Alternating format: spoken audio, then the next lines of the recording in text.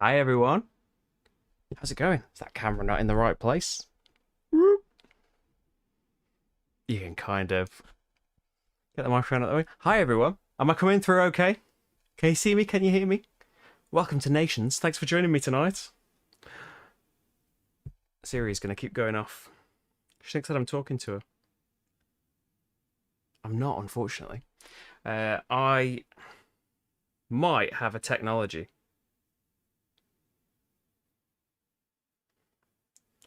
Oh, wait a minute. I don't know if technology is going to work. Audio and video fine?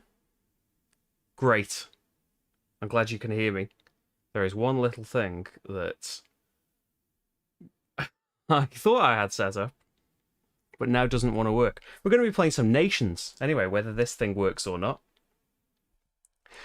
We are going to be creating the nation, a little known nation, called Japan. We're going to be basically buying a load of cards, putting a load of meeples on it, getting a load of resources. It's great, Nations.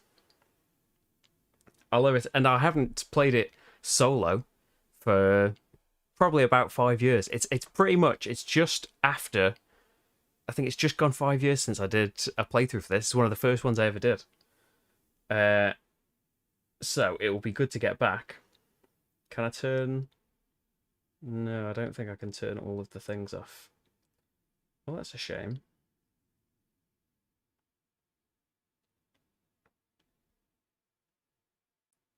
I want to turn all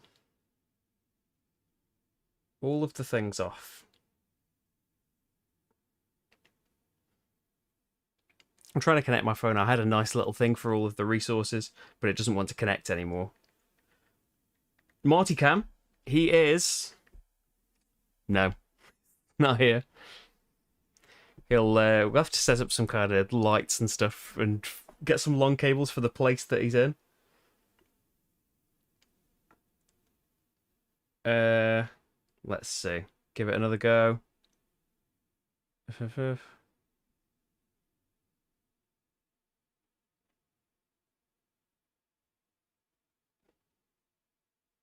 No.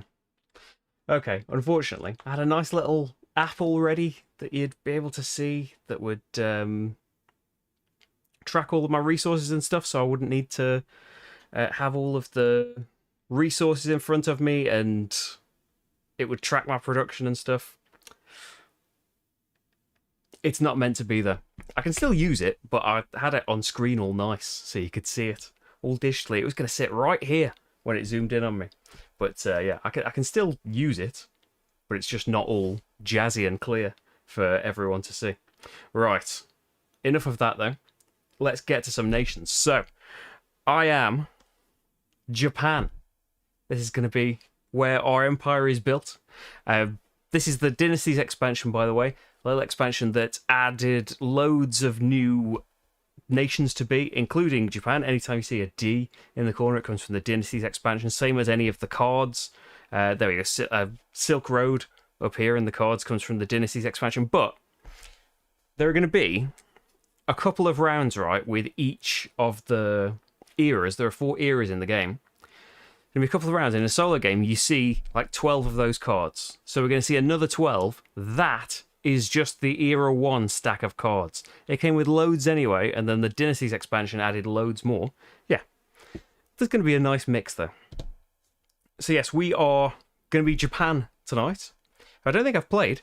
Japan they start off with an advisor, which normally you would have to get. They start off with an advisor, and basically you can never have another advisor. You've got to have this emperor, but anytime you would get another advisor, you discard them and put a token on here, and you get a military strength for every token that you have on here. And it gives you a bit of stability as well. That's going to be important. If you haven't seen anything to do with nations before, I'll explain what I'm doing. I'm catching up on, on how to play it as well. So we'll all get there together. Another thing that they have is an extra space. Hokkaido here.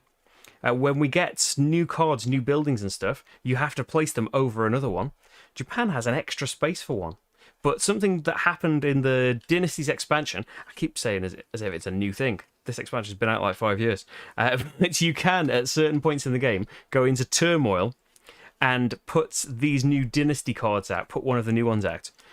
So Japan has got the advantage of having an extra space. I don't have to lose a building to get a new one at first. But if I want to do either of these dynasty cards in the future, I'm going to have to lose one of those fancy extra spaces. But I'll still have my emperor. Have to have the emperor. So I think we're all set up. I'll get some tokens and things just in case it doesn't work out. MABIWeb has a really good nations implementation. I don't think I've ever seen MABIWeb. Let's get some resources out here.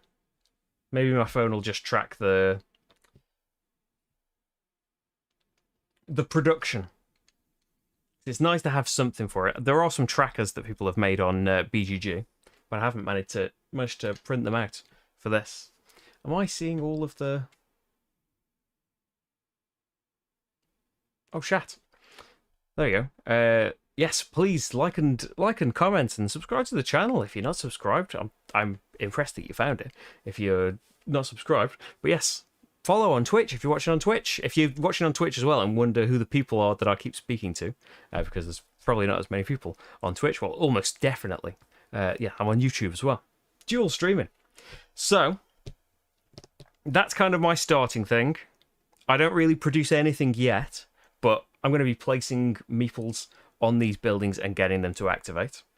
So we need to do some stuff. I have a nice little player aid. This is user made. I should have made a note of who did it. I printed it off ages ago though. You can find this in the files section of BGG. A nice little player aid for, well, it's for both versions of the game, but I've got the solitaire one printed out. So the first thing to do, advanced round marker, you don't do that in round one. Remove cards, we don't do that in round one either. The rulebook's a little bit confusing about this, but you just fill the cards up. So in a 1 or 2 player game, you don't do any of these columns. Then we need to choose growth. So growth is where we're going to get some new things. You can play at different difficulties in nations. So chieftain if you want to go easy, and you can go prince, king, and emperor. The difficulties basically mean when you choose growth and you choose to have resources, you're going to get fewer resources. So if you get an emperor, you're only getting 1 of the resources. Whereas if you go for prince difficulty like me, I can choose 3 of something. Or you can choose to get a new worker, which is fantastic. Who doesn't want new workers? Downside of that is a new worker either is going to cost you extra food every round or is going to cause you to take a hit to your stability. At the moment, I've got 2 stability, which is an advantage really to start with any. And if I lost 3, I would be in revolt, which would not be ideal. So probably don't want to take a worker right now. We'll take some resources. So based on Japan, this is what you start with. 3 food, 6 stone, 7 money, 7 gold, 5 points, and 5 workers. So I can take 3 of something, and it's up to me which of the 3 resources I would like. So coins, mainly going to be useful for getting these cards, depending on which row you want them from, 1, 2, or 3 coins. Stone is most often used for getting people onto these building cards. If you look at my building cards here, placing a worker on any of these 4 cards costs me 1 stone. And for every worker I place on there, I gain the stuff that's on the top. It's usually production. See, these red circles is going to produce things. Black circles are going to cost things every year as well. So if I want an axeman, it's going to give me some military strength, but it's going to cost me some food to have. So what would I like? I haven't got much food. And there could be a lot of famine and stuff this round. But I could try getting some military strength and doing a battle for some food. If I really needed some. Maybe we should just go for money early on. Just have some real freedom on these cards. Although the dummy player is likely going to get rid of loads of the cards. Right. So I think let's go for, yeah, I've got 6 coal. I'm going to keep calling it coal as well rather than stone because it looks like coal. I'm going to take 3 money because of the difficulty that I'm on. So then a new tile. So in the multiplayer game, there are event cards that come out and dictate things that people can do. The most of this gets this, the least of this gets punished in this way. And it tells you how many architects and stuff are available. In the solo game, we have these special tiles that are going to do a similar thing. They're going to... So we reveal this and we set the stability and the military strength of the shadow player, the bot, basically, and we need to give we need to put an architect out in the supply. We need to give them 2 books.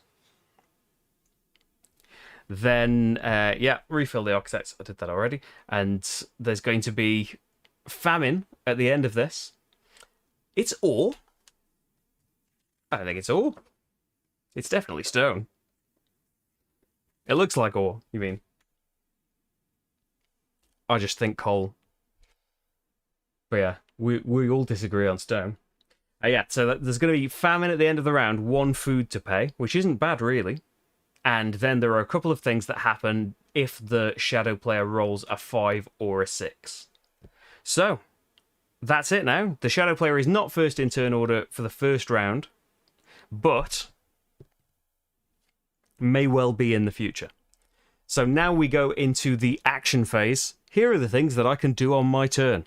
And after I do certain actions, basically all of the actions, the actions that I can do without the shadow player doing something are putting workers onto the buildings, and that costs me the stone to do. Or I can undeploy as many workers as I want for a free action. So even in the multiplayer game, that wouldn't be your turn. But deploying a building worker would be a turn. But it doesn't make the shadow player activate in this. If I do any of the other things, it makes the shadow player roll the die. Possibly, they're either going to, if they roll a 1 to 4, they are going to clear a column of cards. If they roll a 5 or a 6, they're going to do the thing that is on the event tile, so they might gain some books. They might lose some military strength, which would be nice. Should be less to worry about if they started a war. Because wars are not too bad in nations. There are ways to mitigate losing things from them. But if you're weaker, you might want to start a war. Because basically what happens is you buy a war, so the Peloponnesian War here, and based on your current military strength, which would be 0 for me, that is the war's strength. And then when we evaluate it, if you've got that strength or higher, you're fine, you don't get punished. But if you are lower, for the Peloponnesian War, you lose a point and 4 books. You can offset the loss of resources by having stability. So at the moment, I would only lose 2 books if I lost the war. I would lose the point either way, though, even if I had 4 stability. So that's something to think about. It's a very expensive war, though. But if the shadow player rolls a 2, they're going to clear that column and take the war. So what should we do then as a first action? So I can buy a card. If I deploy a military worker, the shadow player goes. I can hire an architect, but you do that after you've got wonders. And we got Stonehenge, which we could get. We'd only be able to get 1 progress towards it this round. But once it finally got out, I would get 6 books and 4 food. It's worth no points, but you know it's early days. Special actions, I haven't got any right now. So we could go for military, especially since hiring advisors is really cheap. And with my emperor, I just discard these advisors, so it's not even worth reading what they do for me because I'm not allowed them. So I could just hire an advisor to basically get a military. And then try and build up for a war, maybe. Or we just need to get some stability if we can't fight the war. There's a chariot out there that is really quite good at military strength. 3 military strength for every worker that you've got on there. And I have got an extra space if I wanted something like the Silk Road. I can only have 1 worker on there, but Silk Road produces 5 gold and costs you a stone. Or the brewery get a load of food and have the books. I could just go for the Bible and get 2 books right away. Or I can pay a resource for a point. I think, though, early on, being very cheap, I'm going to start building up my strength a little bit. I think I'm going to buy Boudica. So 1 gold, because she's in the bottom row. And thanks to my special rule, when I buy an advisor, I discard them, not allowed them. The Emperor has to remain in charge. But I do get a token on there, and I get a military strength for every token, which means I have 1 military strength. That buying a progress card triggers the shadow player, so let's see what they're going to do. They are going to clear out column 3. So yeah, I'm not going to get to have ironworking. That's another Golden Age card. Could have had 2 stone or paid a resource for a point. And the Battle of Kadesh, where you just fight this battle. It doesn't matter what your military strength is. Basically, what happens is you have to have people on this card, but you look at the number here, the little red number that's on fire, and you would get that many, either books, food, or stone in this case. But that's all gone. It's not a war, so nothing happens from the dummy player, I believe. They only really activate if they take a war, I think, and their current military strength matters for that. Really, they're taking things away from you. But there's a chance they might roll a 3 and nothing else gets taken away from me now. What else would I like? I could go for Augustus, build up the military the cheap way, but I did get all that extra gold. Maybe I could go for something like the Silk Road and build up even more gold in the future. It costs 2 stone to get someone out there, and it does cost a stone in kind of upkeep. But it could be good to secure that much money. Or having an early wonder could be nice as well. And just wait for the architects to come, start getting some books.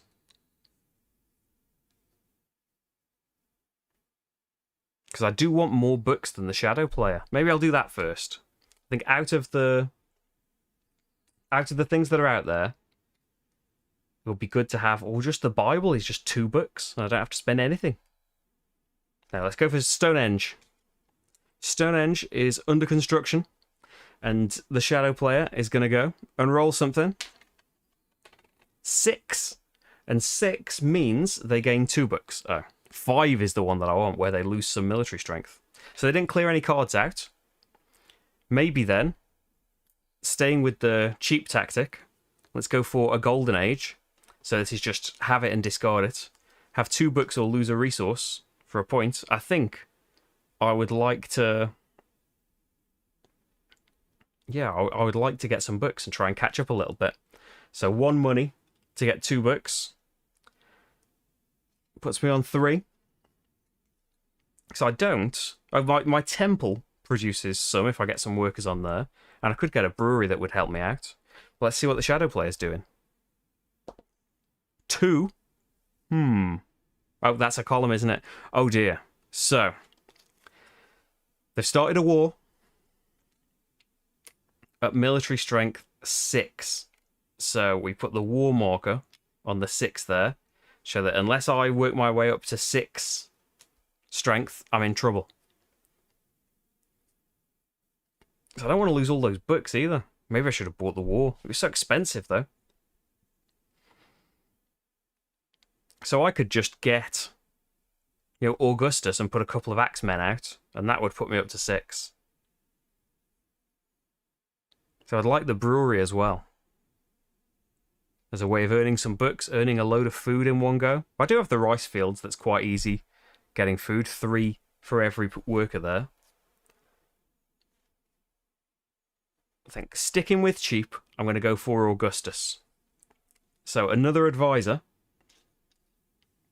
Another marker on there. Another military strength. Just discard the advisor. Doesn't even matter what the advisor was. 6. Oh dear. This isn't good for beating him in books, is it? So he's on 8 books to my 3 now. But we don't worry about it until the end of the age. It's not every round. It's kind of an extra little thing after every 2 rounds. Okay, so he didn't clear any cards again. I've still got 6 money.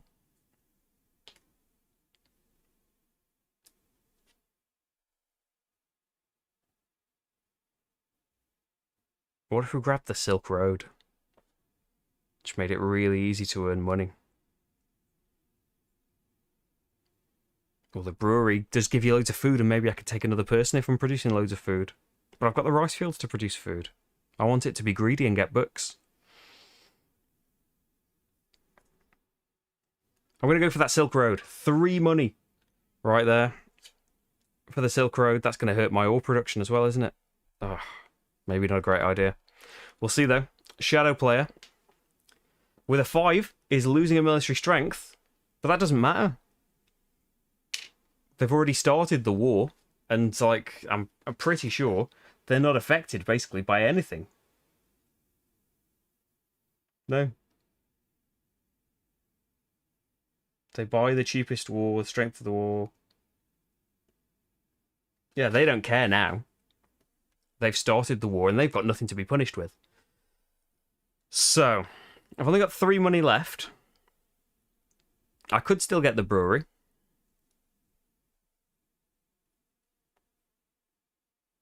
Getting Cyrus the Great would give me 1 more military strength.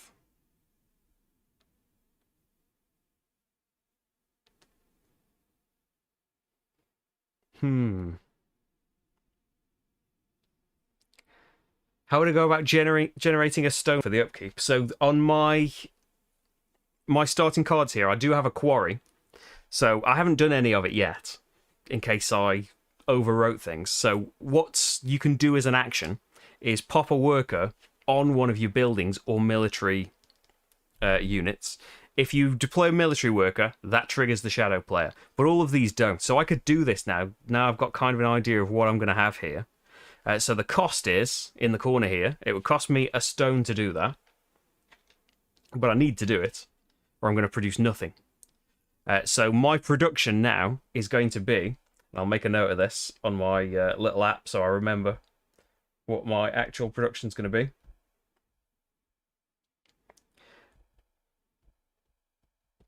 So my production of gold will be at 1, and my production of stone will be at 1, because that's what they produce per worker on there. And there's no limit to workers usually, unless you've got something special like the Silk Road, which has a maximum of 1 worker on it, because it's so good. And there is, in the bottom right corner here, this is, if you have that many workers on there, at least, then you get points. So if I have 2 workers on here, the second one isn't worth any points at the end, but the first worker there is worth a point. Silk Road, having someone there at the end, with 3 points. But, you know, are they realistically going to be here by the end of the game? Maybe. So something that I could do... What's my strength now? My strength in the war is 2. So I probably want 2 axemen, unfortunately. I don't particularly want them.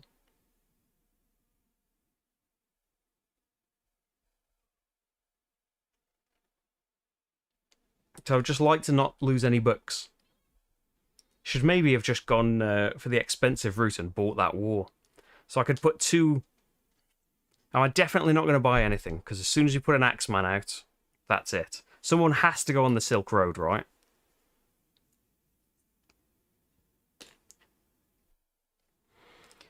And then I'm going to have 2 on the axemen.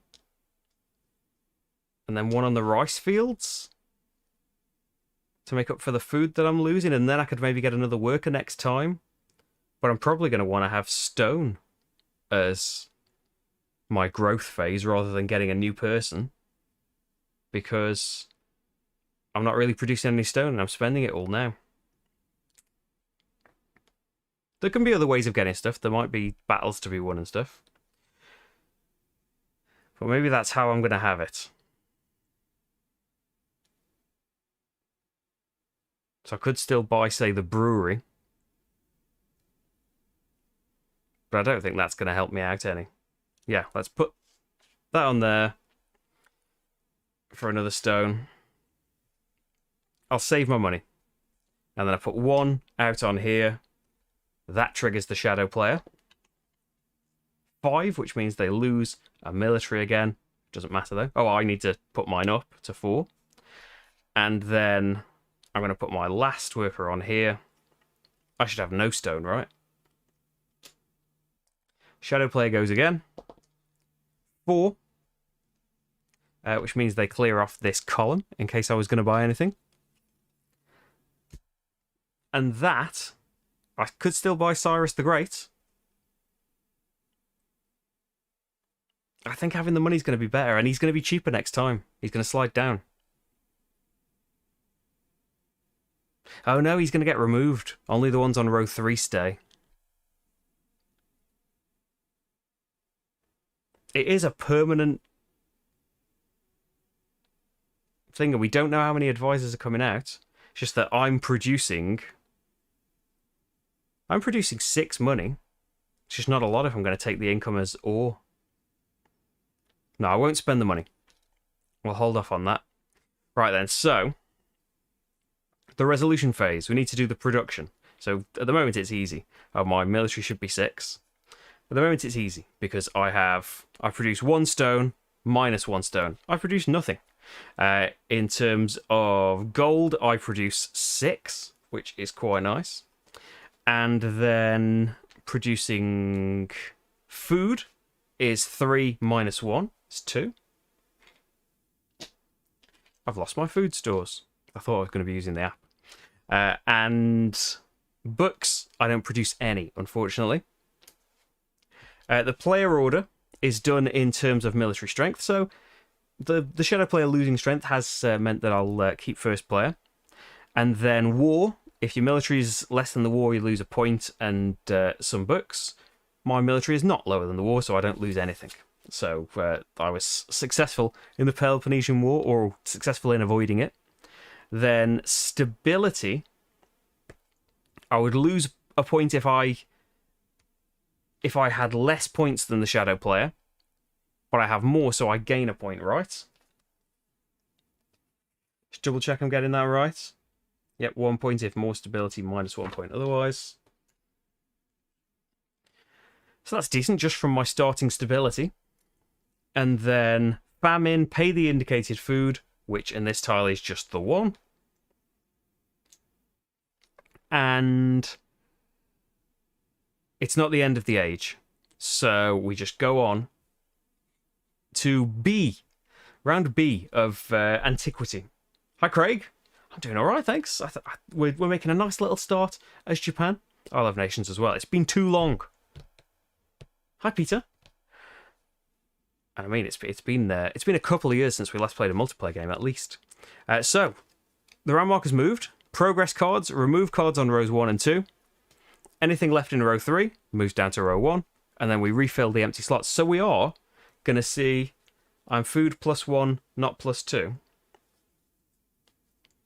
Oh yes, it's I'm producing 3, but it's costing me 1 each. I've got 2 on there, thanks. So we are going to see 12 brand new cards because it's been cleared straight out. So we've got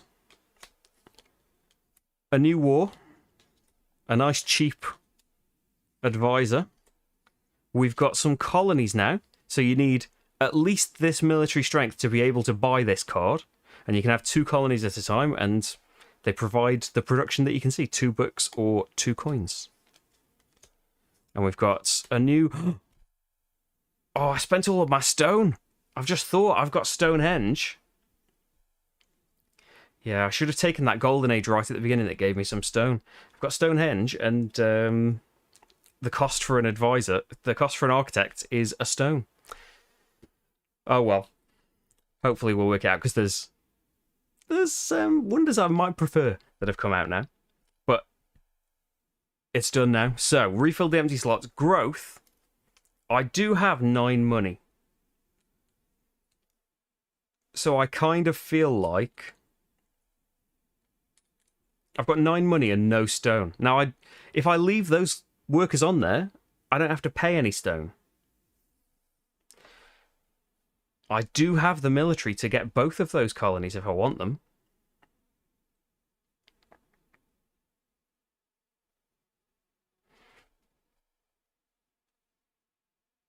So I do have 3 food.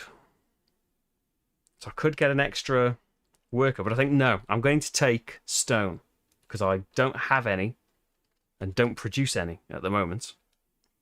So I'm going to just take growth as resources again this time. And hopefully we can move on to getting new workers in the future. Next up, new tile. So the last one we're going to see from Era 1. So we can take the war marker away. The shadow player has 2 military, 4 stability. I'm going to lose a point if I'm still behind him there. 1 architect. He gains 2 books. And the famine is going to be 3. So yeah, I'm glad now that I didn't take an extra worker, because that's going to be pricey. Okay. So let's have a look at the cards that are out there. So, this first thing in St. Augustine could help me get some stability. No, he can't. I can't have that. They just get me military strength. I probably want Babylonia, right? Earn me a coin, and that's 2 coins income right away. Since my wonder under construction is kind of blocking things off, buying the shadow player buying the wall wouldn't really scare me because I'm much stronger than he is, so I would be fine. Even if he gains strength later, the war is set when it's bought. So I'm fine with that. And I would like a cheaper divisor too, but I think Babylonia, that's going to be good to get some income. So I do have military strength of 5 or more. I've got 6 still from last time. So that costs me a coin and goes in one of my 2 colony slots on my player board. And then let's see what the shadow player is going to do. 2. Unfortunately, I am not getting the other colony, and they have started a war. So they have started the Punic Wars at strength 2, which is fine by me. So, basically for 2 money, there is a golden age there of getting some stone if I want more. Maybe, you know, thinking of future rounds.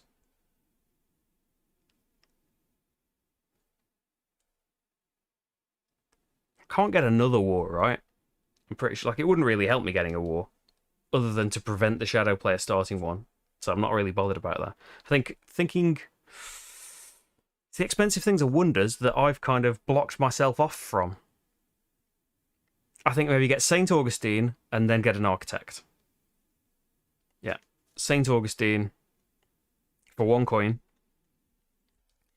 Discard him straight away and turn him into a military strength. So I'm at 7 now. And then shadow player's turn. Number 5, which is gain a military strength. Fine by me. So it might affect player order. I can't really do anything about that stability, can I? I've just got to accept that that's happening.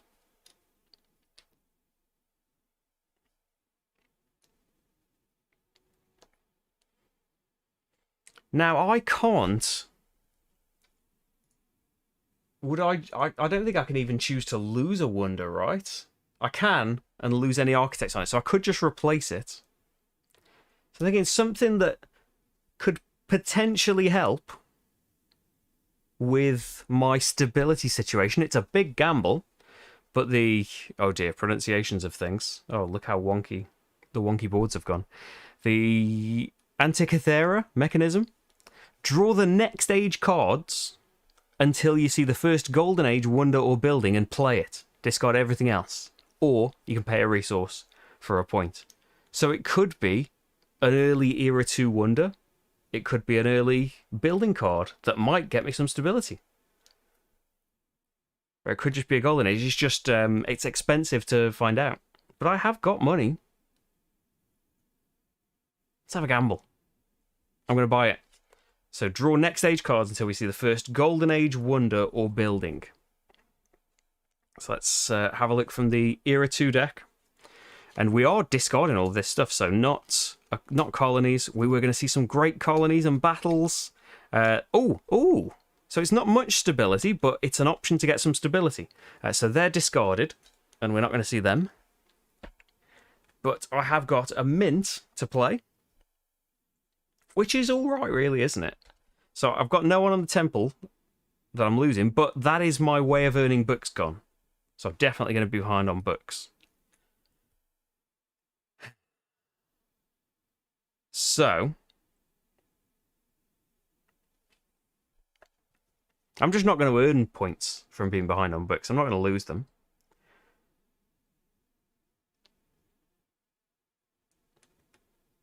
And I don't need all of this military strength. I could pull an axeman away and put them to work in the mint. I've got enough resources to do that.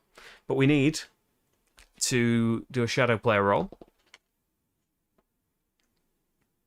Oh, you got to head out. Oh, well, hopefully I do you proud later on in the replay. Thanks for watching, though.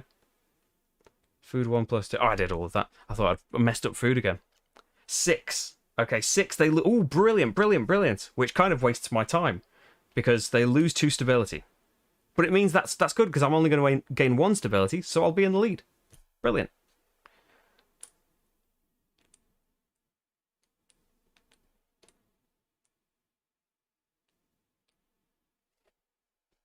Do I want to buy anything else?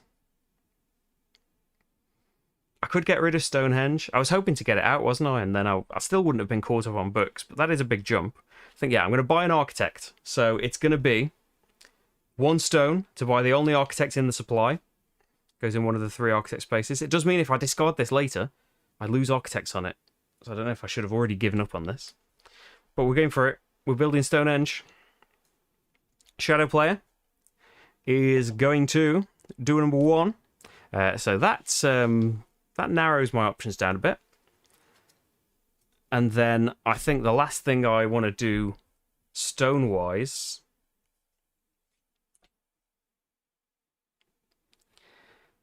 I don't want more military, I don't think. I think I'm okay bringing an Axeman off, which is a free action, and then putting someone in the mint, which is going to cost me 2 ore, 2 stone, 2 coal, which is going to boost my coin income up. Let's update that, actually. So my coin income is like 5, 6, 9. My stability should go up 1 now. Square is do it immediately. My military should have gone down 2. I earn a stone but lose it, so that production's 0. And I produce 3 food but lose 1. So I produce 2 food. Okay. So I'm going to lose that 3 food in a minute. I don't think I want to buy any of these other cards. I think that's what I'm leaving it at. The Shadow Player doesn't go, does he? Because he doesn't get to... It wouldn't make a difference, even if he gained a sword or anything. I'm passing. So, production. I've just worked all of that out. So I get 9 gold. So maybe should have bought some more expensive things. I'm rich. 2 food. Which, you know, the production comes first. So you can use good production to kind of avert the famine. Because you know what's coming. 2 food and 0 stone and 0 books. Yeah, because I produce stability. Player order is the same because I am the strongest. Oh yes, 2 more gold from Babylonia. Brilliant. I am really, really rich. So yeah, player order is the same. War. Yep, it was started when he was really weak, so that's fine. Stability. I have more stability than him, so I gain a point. Famine is 3 food. So that's 3 food paid. And then end of age scoring. So it's that I get 3 points if I am above him in books. I'm not. So that's that.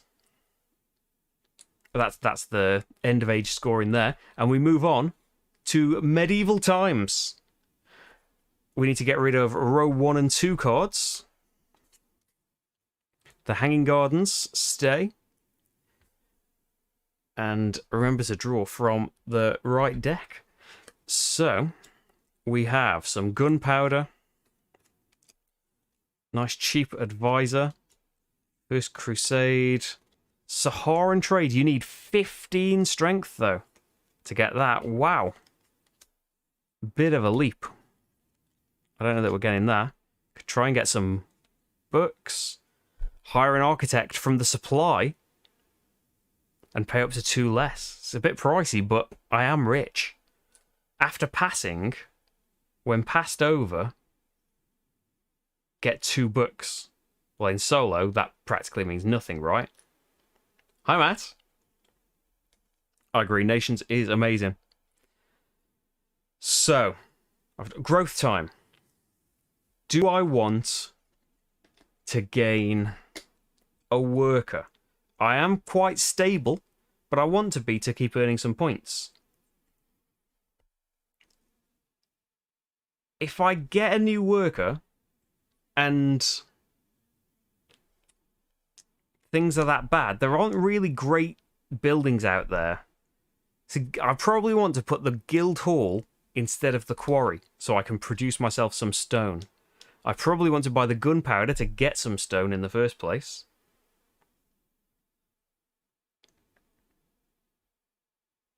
Saharan trade with that great stone production, but to get 15 military strength, I would have to put so many people on there, and I haven't got the stone to be doing that. Even if I can reach it, which I don't know if I can quite do it. If I'd had the phalanx from the last era, maybe. But I don't think that's going to be possible. Should I just get some ore again to be moving people around? But you want more workers for some more freedom. So if I get a worker, I'm only going to be having 2 stone to work with. And if I put them on the quarry, the 2 stone is just putting them back on the quarry. But I only get 3 from doing that, but I could get 5. But then I wouldn't have an extra worker. Ah! I can cover something else up, of course. Now I'm going to want the ore to get architects and stuff, aren't I? And engineering genius could help me finish Stonehenge and maybe get something else.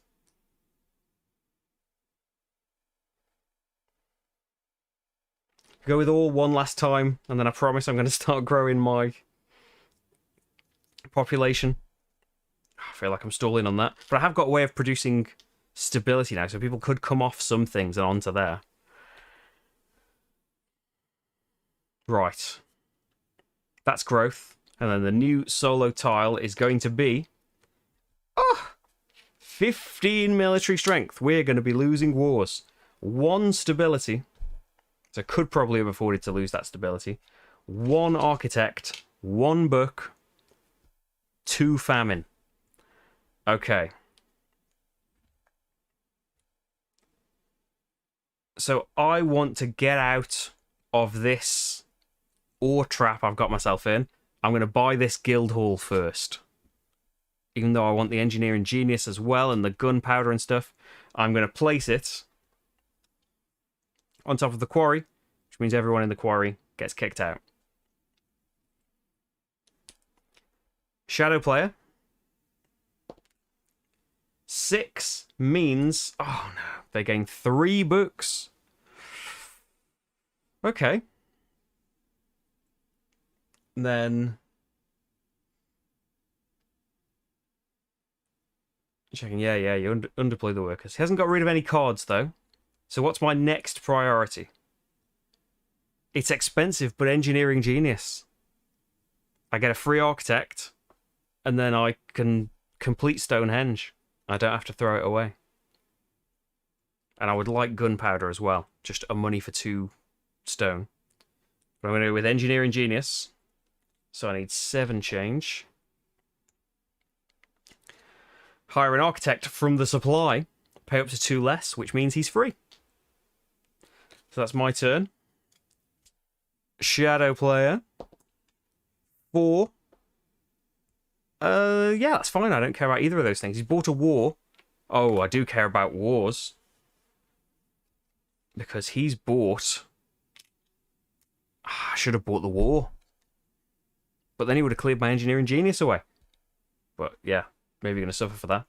Because at the moment I'm going to lose a point and 3 books. It would be 6 books, but I've got 3 stability, offsetting it a bit.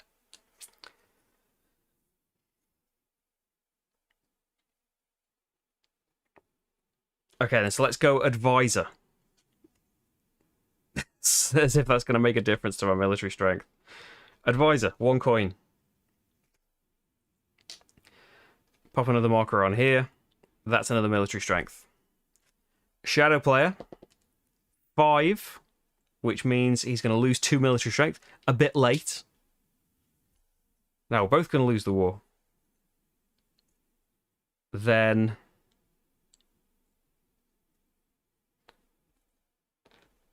I get myself some gunpowder, get myself 2 stone for 1 coin, which seems okay. Because if I'm going to lose this war, I might as well have no axemen and put them to work somewhere else. And let's face it, unless I bring everyone off, and then I would have 10. If I bring everyone off other places and get Harold Hardrada, then I can have 15. Is that worth it? Probably not. I could get the books elsewhere. Shadow player, though. 2 is there's some books going away from me. And then I'm going to buy an architect for a stone, which completes Stonehenge. So it goes into my completed wonder section, is worth 0 points. But when ready, I get 6 books and 4 food. Grab some of this food. And 6 books. That catches me up a bit. And I could get another wonder now. And not have to throw away the one I already had going. Shadow player is number 6, which is 3 books. Not catching up with him on that. So do I want one of these wonders now then? I'm not going to be able to do anything to them just yet. The university can get pricey in terms of ore, but will give me 8 books when it's ready. The Hanging Gardens would give me food and stability. And with the rate that these architects are coming out, it might be better to have one that needs 1 fewer architect. I'm going to go cheap. Hanging Gardens. Japan is starting to build the Hanging Gardens. Shadow player. Number 4. Already gone. So I've still got money, haven't I? And I still produce a lot of money.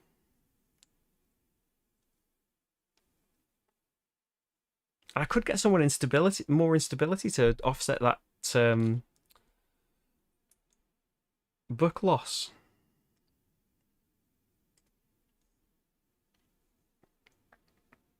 I've still got a load of money. I'm going to go for Harold Hardrada. Just for another military strength. Shadow player goes 4. Already gone.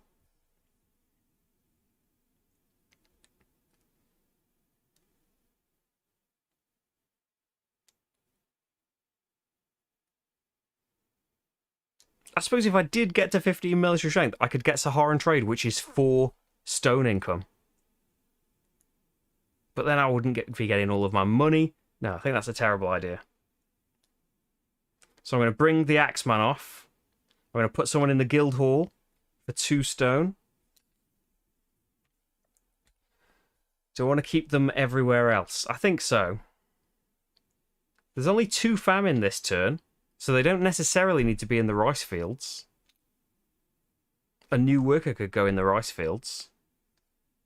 And I could earn some more books. I've only got two ore though, and I've already got someone out, so there's no point doing that. So I will put them... I suppose either way. I could put them in the mint, but I already earn loads of money, don't I? I'll put them in the guild hall, because I could earn stability to offset a book that I'm going to lose, or I could earn it back with the guild hall. Seems like the thing to do. So that's my 2 stone gone. And yeah, Shadow player doesn't get to go after deploying building workers. But either way, that's it. These are in the second row anyway, so they're gone. So the resolution phase again. Production. Try and remember all the symbols this time. 5, 8, 10 in terms of money. Food is 3. Because I don't lose any more. because I've got the no one in the Axemen. Then stone is 6. Oh yes, reduce my military strength, thank you. I should have. I need a better way of tracking. Have I got a die over here? I don't know how visible this is going to be for the camera. Can you see that nicely enough? And see that that's a 5? I'm going to lose track of those tokens that are on there.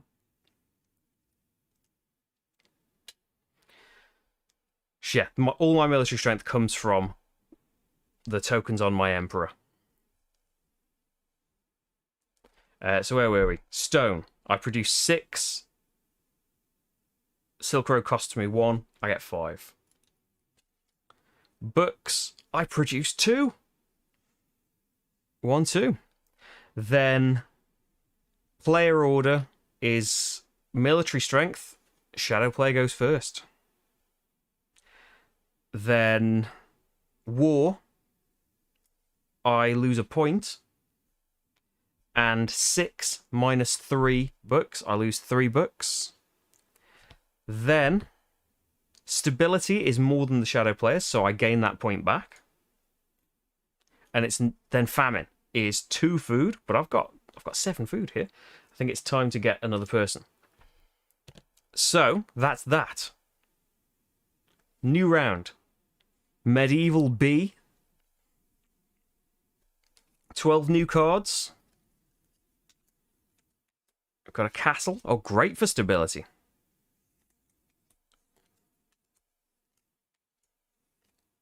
Genghis Khan. Knights Templar. Oh, wow. The Knights Templar can only have 1 person in there, but that's 4 military strength just for that person, as well as producing some stone. Some good battles, but I've got no one in there right now. But we'll see. We don't even know what's going to be left here when stuff starts. So I think growth, it's time. I've got a bit of everything. I would like more stone, but I'm gonna produce. Maybe I should be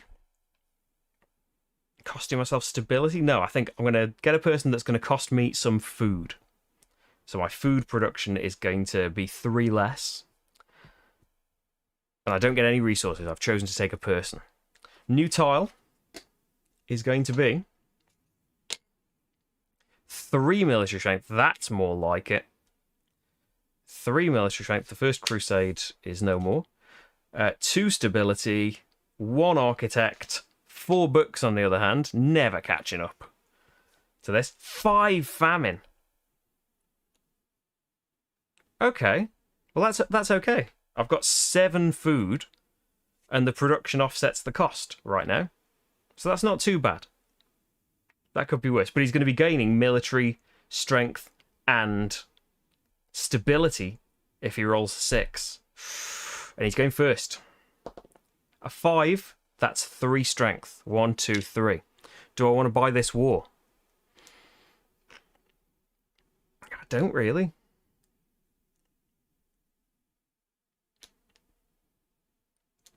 Now, the military unit that's on offer here, Cho Konu, cost me 2 ore to get someone on there.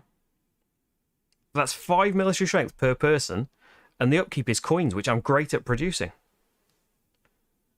And then once I got a worker on there, I could maybe do the Horns of Hattin to earn some books. I would earn 4 books, right?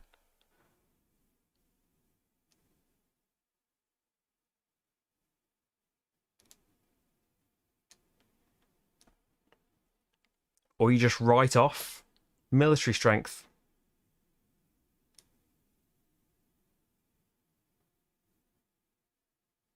So some nice wonders. There's only 1 architect available again.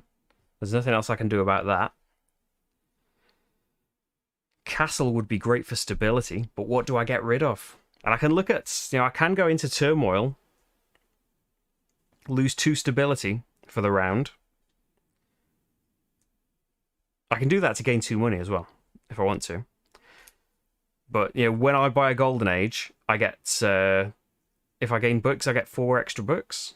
If I'm defeated in a war, no effect, but I can't buy colonies or natural wonders. But I would have to lose a building space to do that.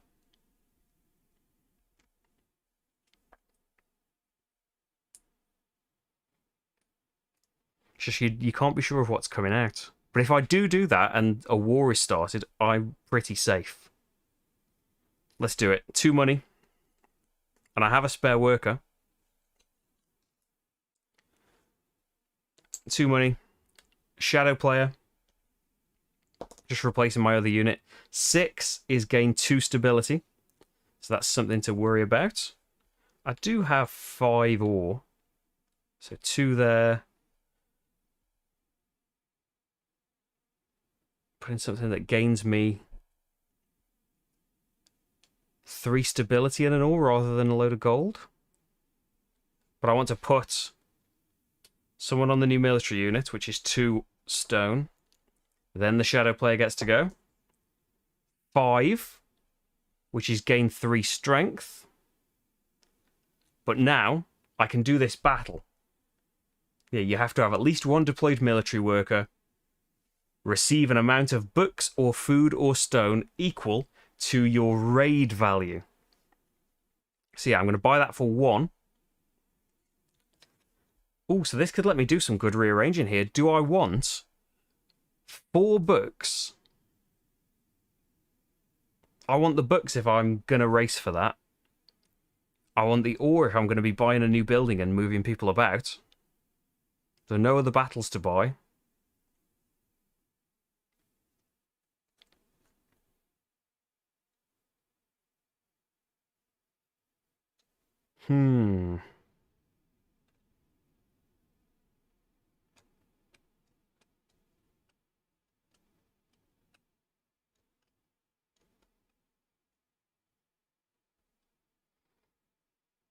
How much ore have I got? 3.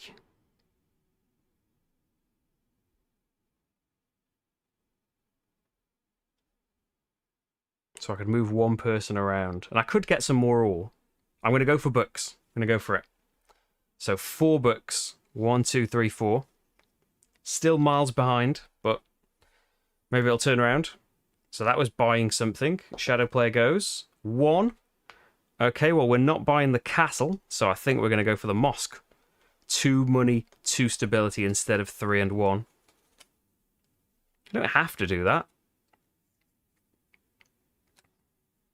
Could just move someone from another card.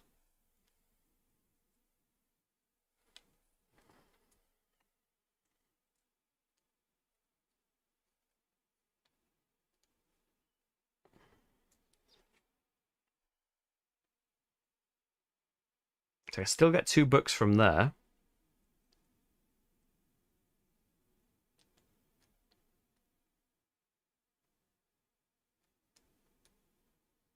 I want to have more stability than I made. I should have bought that stability place.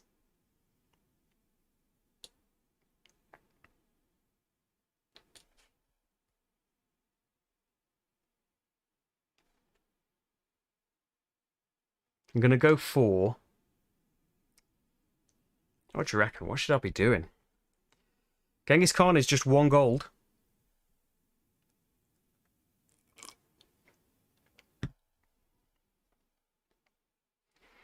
Could stop the battle. Oh, I'm not weak though, am I? My military strength should be 10. So I'm fine with a war being started right now. Because I'm stronger. But it means I would have to keep the person there, whereas I could take them off and put them on the mosque.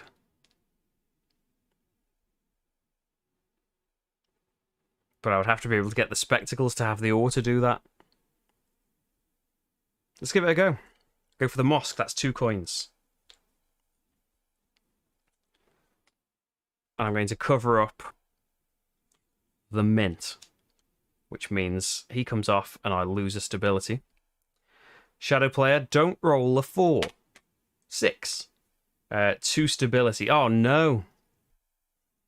So, yeah, maybe completely wasted my time doing that.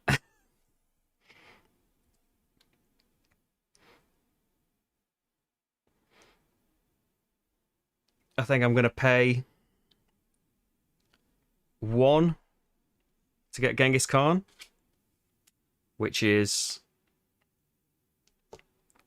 another military, but that's permanent. 6 permanent military now. Shadow player 2. Just in time. I need the architect still.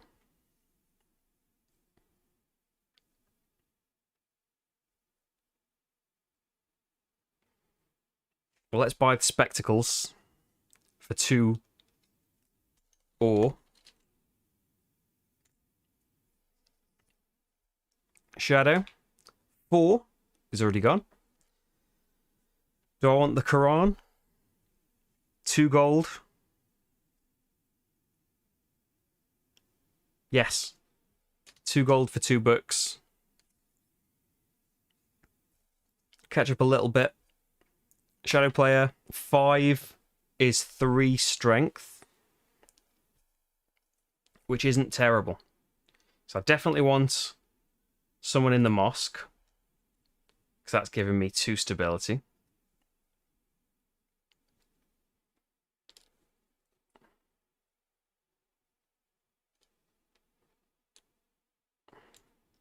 And I'll bring him off here. Bring my military back down.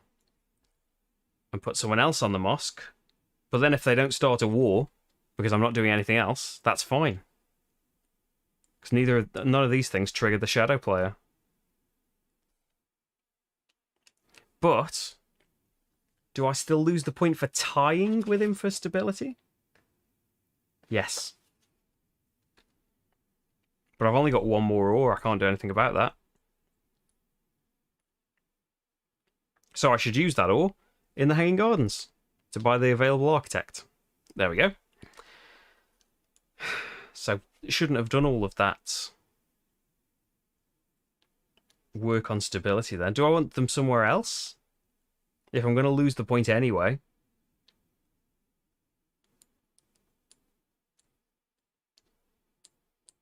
I could have put one of them on the guild hall, for example. Yeah, let's do that. It's the same cost.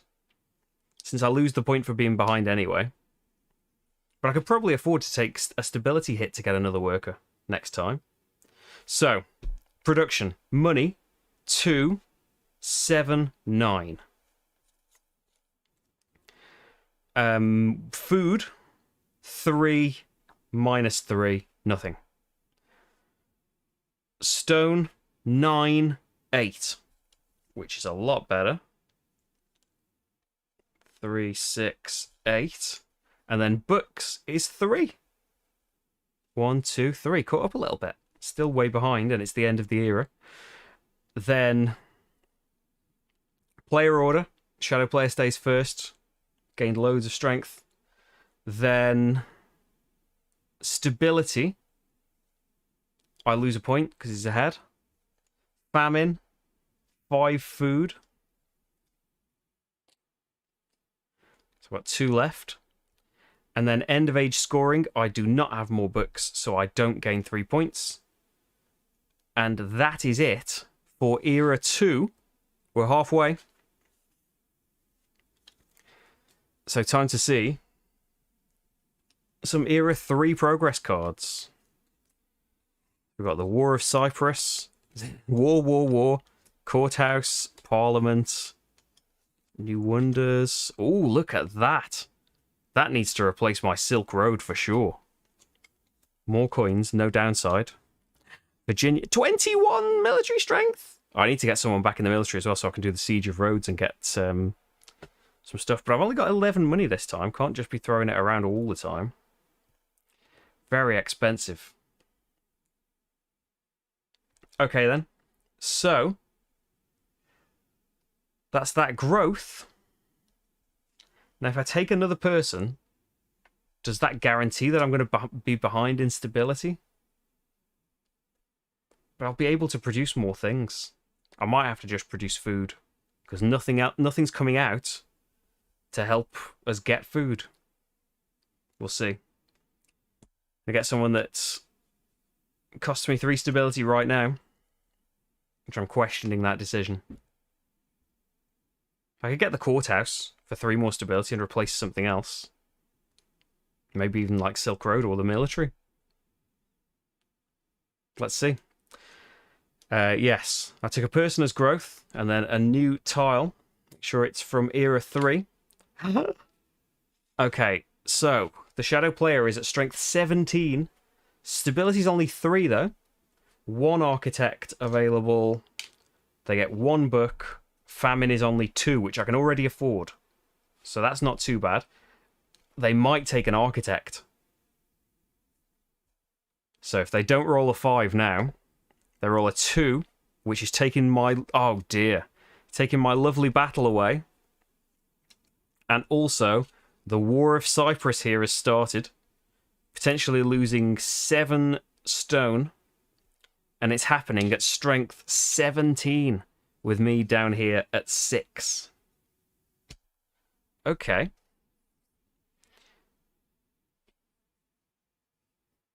Do I want that architect? Why not? Let's take... There's only 1 architect available. I'm going to pay 2 stone for this architect. And that is a completed wonder. Give me a bit of food production. Lose me a stone production, but give me a stability straight away. Which isn't too bad. Shadow player. 3. Well, that's my lovely Potosi card gone. Hi, Chevy. How's it going?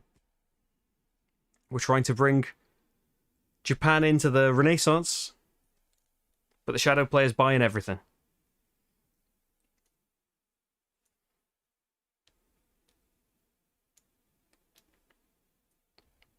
I could, in theory, get an advisor and then put 2 people on my military, and then I wouldn't get punished by the war at all. Or I replace my military entirely with the courthouse, get stable enough that I only lose a point, I don't lose any resources.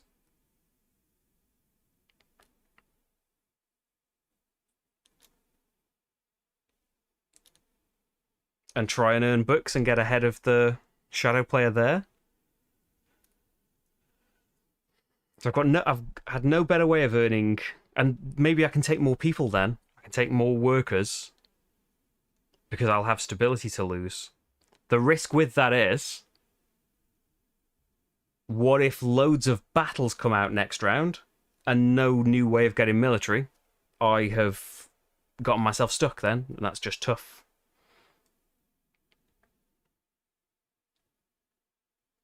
And kind of this free military strength on my emperor is just being completely squandered if I do that.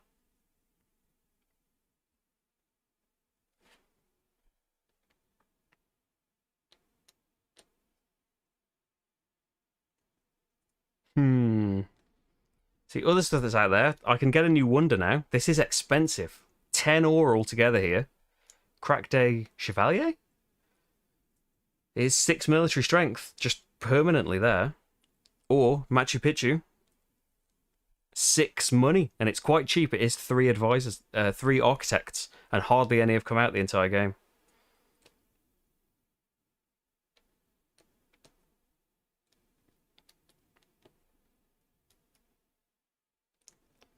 I think I'm going for the courthouse. I'm going to give up my military. Can look back through the history of Japan, the time they went for justice instead of military. And hopefully that's going to be a good decision. 3, nothing to clear out. I am going to put someone in the courthouse. That is 3 ore, that's very expensive. 1, 2, 3 stability, and it'll generate me 2 books at the end. Do I want to do anything else? Probably want to swap someone over into the courthouse from somewhere else.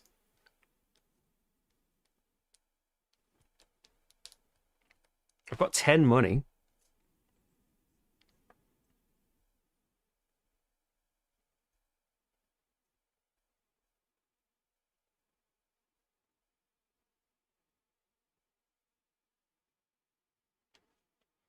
I just don't produce a lot of stone to get this wonder. I'm going to go for Machu Picchu. 3 gold. Shadow player. 2, nothing to take. I'm going to go for... This might be a complete waste at this point. I'm going to go for another advisor. So I go to 7 on my built-in military.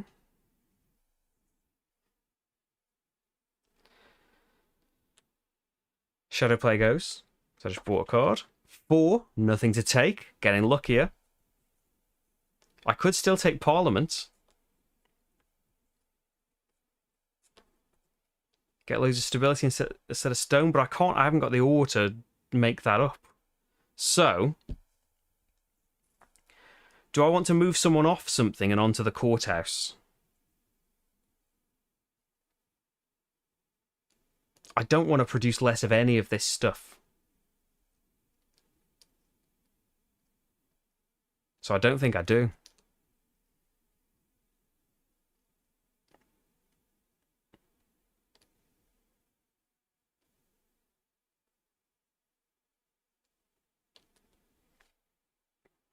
I lose 2 ore if I don't, though. I'm at 5 stability, and we'll lose 7 for the war.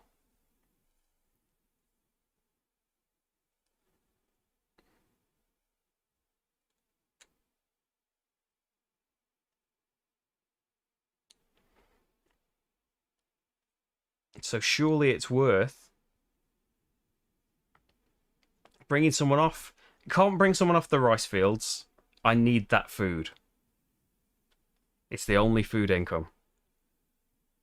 I could bring someone off the Silk Road and just have a bit less money next time. I would still produce 4, and I've got 5 left over.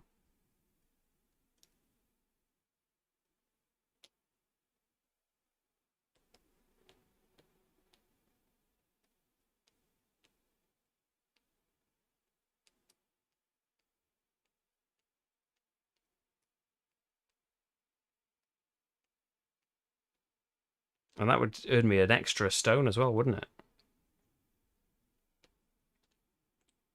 Yeah, we might have to just be a bit gold short next time. I'm going to bring someone off the Gold Road, the Silk Road, onto the courthouse. Show me more books, but do I just want more ore, though? No, I want stability, that's the point. So 3 ore to put them on there is going to get me 3 more stability. So, no more Shadow Player turns. True work is interrupting your nation's watching time. I need all the help that I can get. So that is production time, money, 2, 4. Very disappointing for what I've been earning in the past. Food, 3 minus 3, nothing. Stone, 9, 8. Oh, I get 2 food here. Oh. And I produce 8 stone. Have I got all of this right? 2, 4, 7, 10, 11 minus 3 stability is 8. Yes, I'm right on that. Just check that I've got this one done. And then books, 1, 2, 3, 4, 5, 6, 7. Here we go. Player order. Oh, yeah, player orders first. Still stronger. Still going to go before me. War. I lose a point, but thanks to my stability, I lose no resources. My stability is much higher, so I gain a point.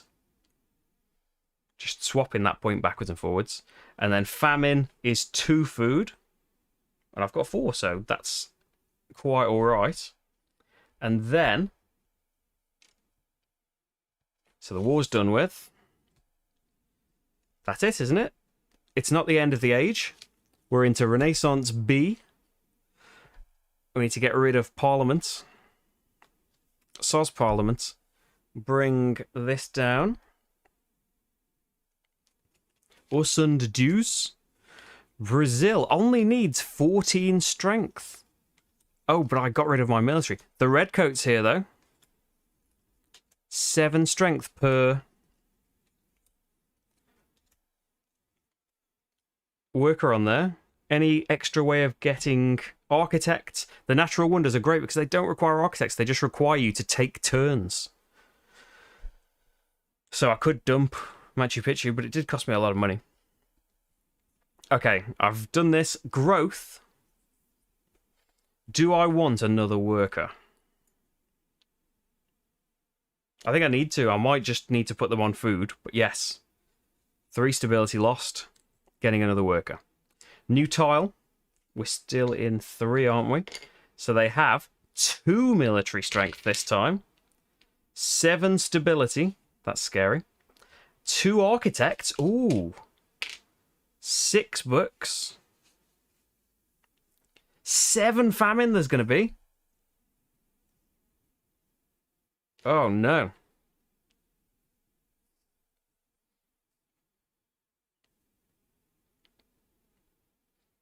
My only way of earning food is this. And, okay, yep, new tiles happened.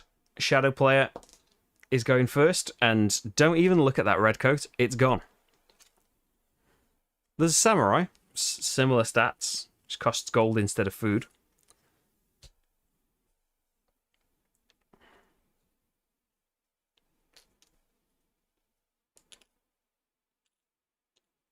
So maybe the sawmill. Another way of earning some food and some money. It's quite cheap as well. I'm not getting 14 strength, am I, from anywhere? Unless I get the samurai. Which is possible.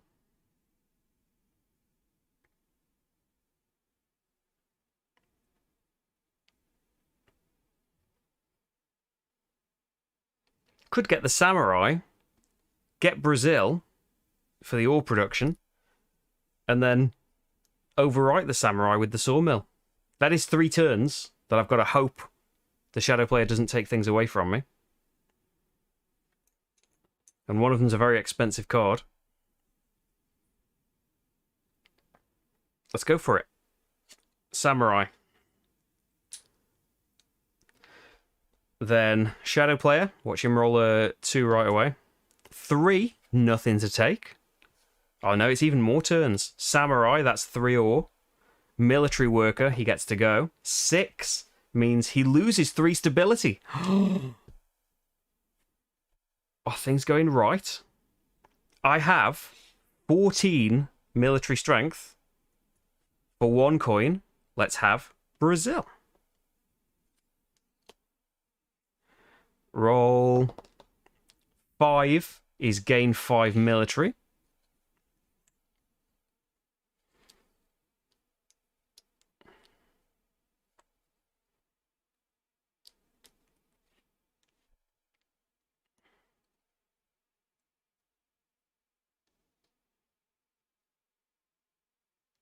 Now I want the sawmill for 1 coin, and I'm going to overwrite my samurai straight away and go back to 7 military strength. Shadow player.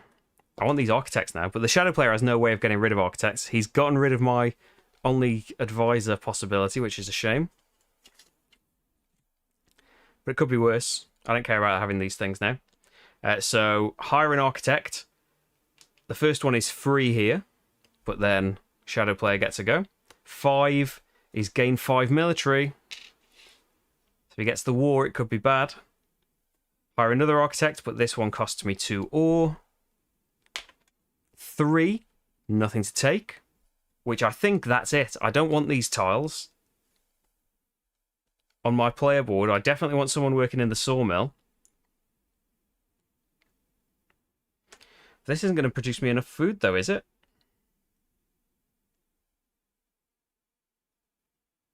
Two. That's cancelled out. 2, 4, 5, 6. So I think, unfortunately, even though I've bought this lovely sawmill,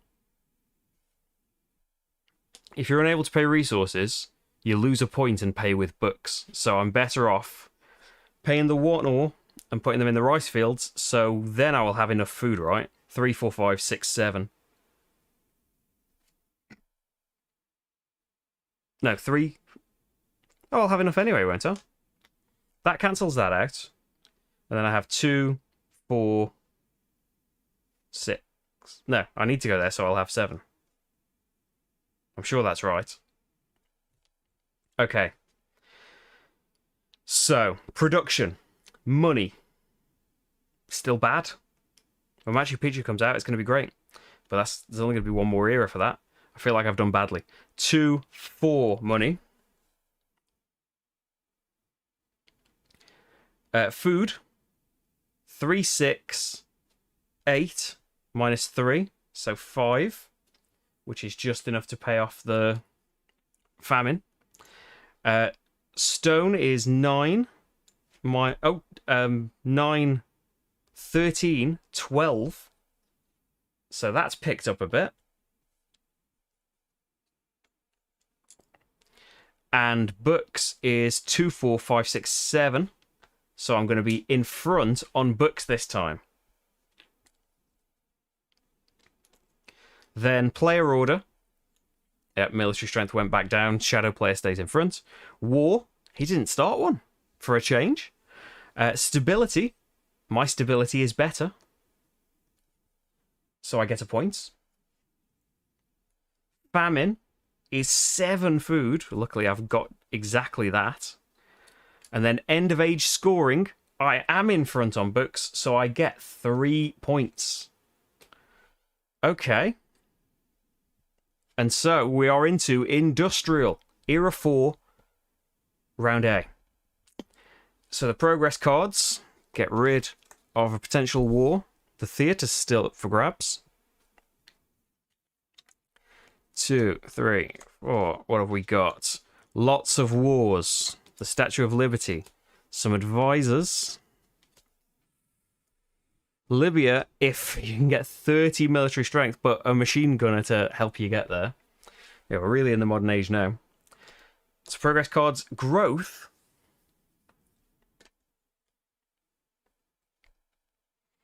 I don't know if I should take another worker.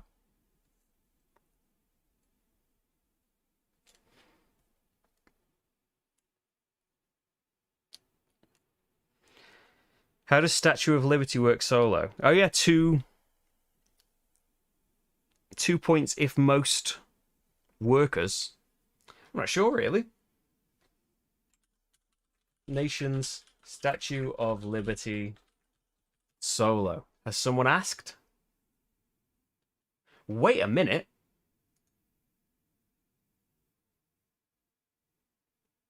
Oh no, someone came up with an Automa. I thought Automa Factory had come up with an Automa for solo. I don't think anyone has particularly asked about the Statue of Liberty, so I would say it's another one that's probably just, yeah, no good solo.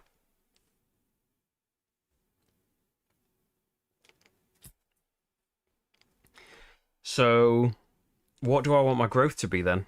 I could get coins. So I'd be able to buy some more things.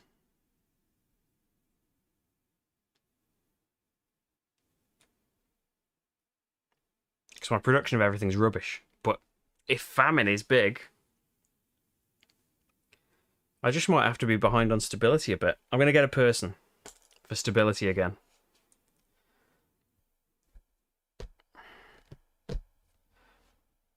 I'm unsure about that, but I've said that about everything that I've done in this game. The dummy player's strength is 25 this time. His stability is only 3. There is 1 architect available. He gets 3 books. The famine is 5, which I am not okay for. But he can't get that architect, so there's no rush on that.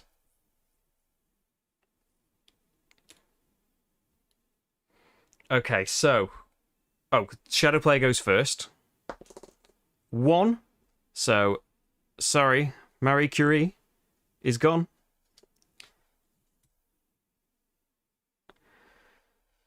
Okay, then. So maybe I just want to start a war. So I don't have to worry about that. Maybe I want to get the national park and earn loads of books. replace, say, my guild hall. So I produce a bit less ore, but be producing 12 books around instead.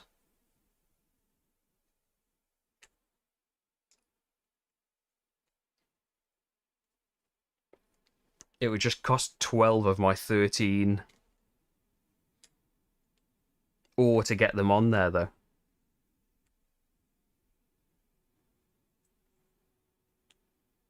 I can't do the Battle of Waterloo because I haven't got a military unit with a person on there. Oh, the shadow opponent has no value and you win any ties in that category. Okay, so Statue of Liberty is worth an extra 2 points. So it's a 3-point wonder. So that might actually be worth doing.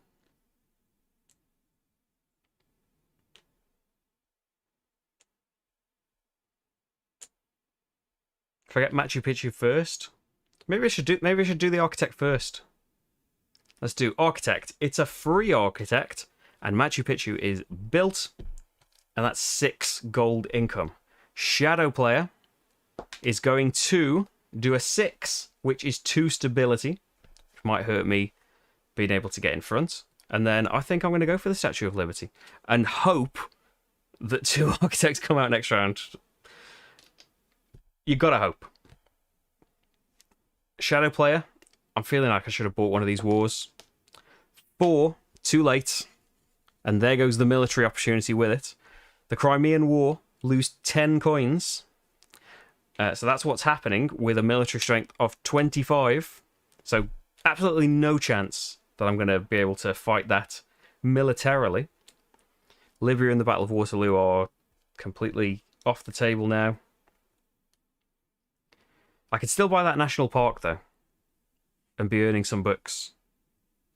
So that all does get translated into points at the end, doesn't it?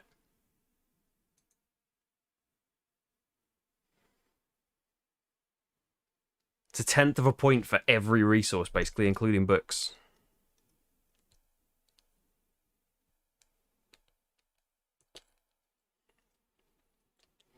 It's technically producing 6 things instead of 4 things, which my guild hall's doing now.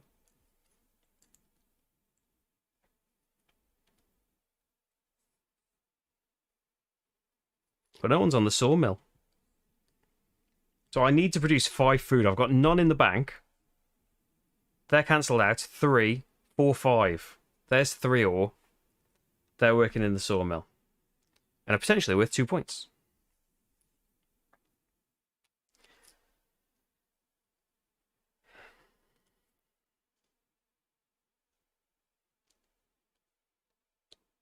I want to replace the rice field.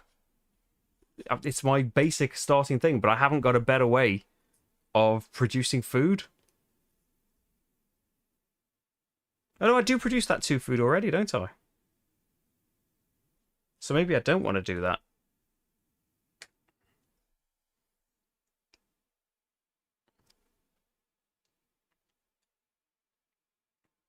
I could put them on the courthouse and catch up on stability.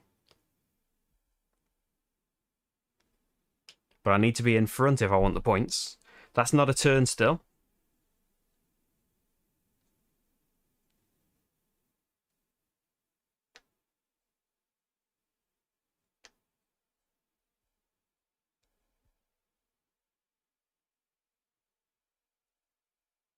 And it is 3 points for being in front on the books.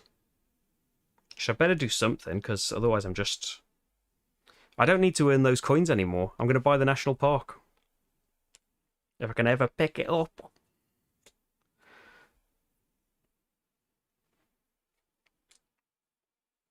You go there. Yes. Put people on it later. Shadow player, number 5, which is lose 5 military. Unfortunately, happened a bit late. So the war is happening. I'm going to... So ideally, I would like... I can't afford anyone to come off the rice fields. I'm going to bring someone off the guild hall and onto the courthouse. That's 3 stone. And that's going to boost my stability another 3. So I'd only lose 2 coins there now. And I'm in the lead of stability. Bring them off the guild hall there and onto the national park. That's 4 ore to do that.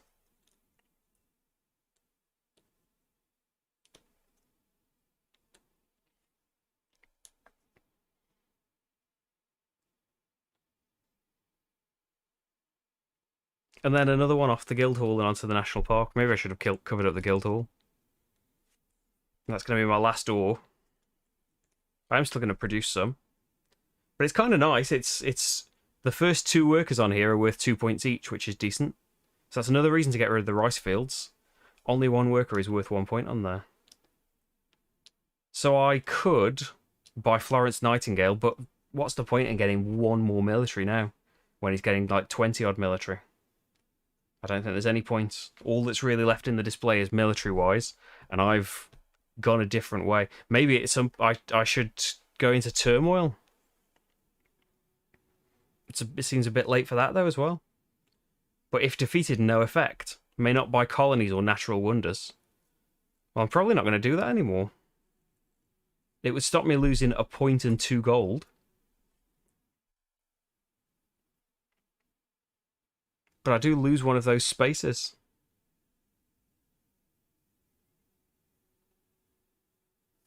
I should probably have bought that a while ago, actually.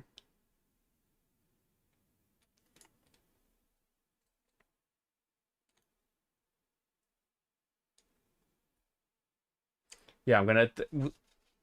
Did the Dynasties rulebook have any updates for solo? Each time you do a national wonder... So I don't know if turmoil triggers the dummy player.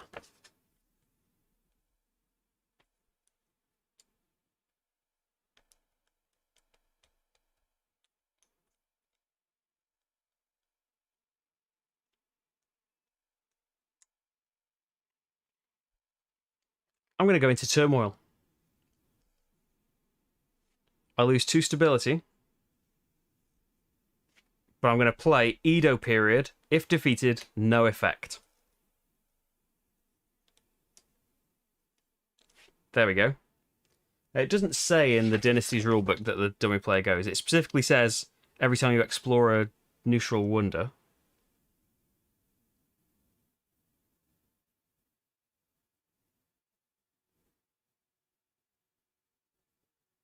It's an action, but it doesn't say that the solo player goes. I'm not sure. Maybe it would count as special action.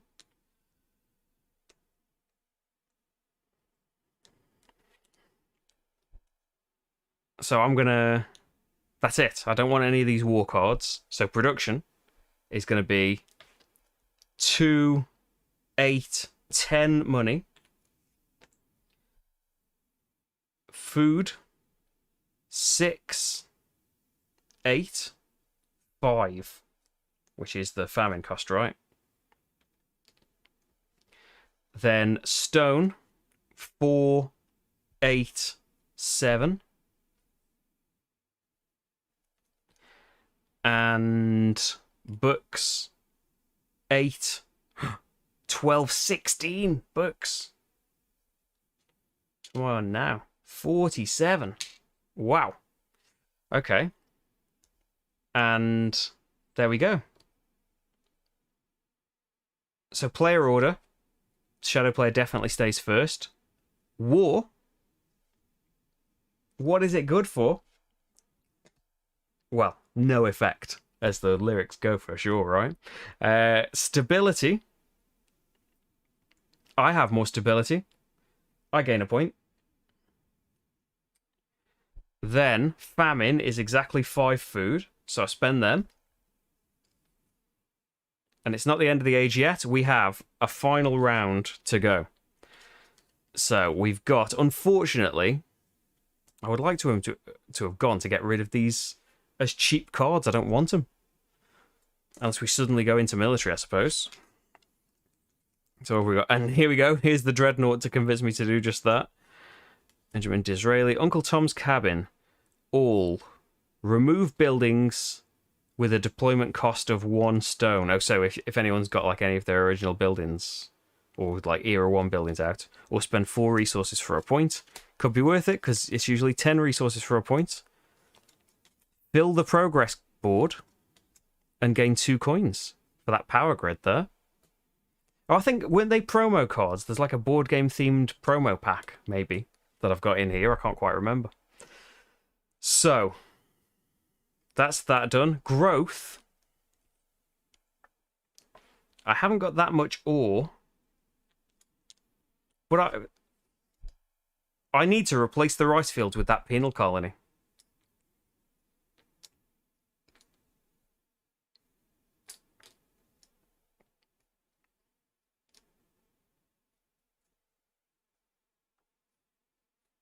And it does provide some stability, and could maybe make up for me losing stability here. If he rolls a 4 on his first turn, I am completely ruined. Let's take it. 1, 2, 3 down on stability there. New tile. He is at strength 9, so we've had that war. It didn't affect me. He's on 31. He is on 9 strength, 4 stability. There are 3 architects available. He gets 5 books. And the famine is 8. I need that penal colony. Do not roll a 4, please. 2. Okay. That's more like it. So I am, for sure on my turn, I am worried that he's going to buy all the architects. But I am going to buy the penal colony. It only costs me 1. And replace my rice fields at last. So I should be able to earn enough for that famine. And I'm going to need another worker on there. And I'm going to need more stone. I know, is this a complete waste? I don't think I can replace that.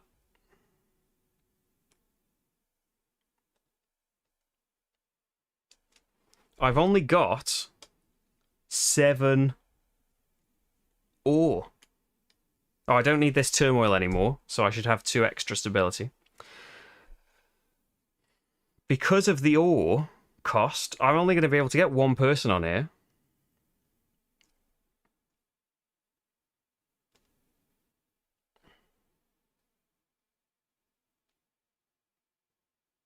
So I don't think that's even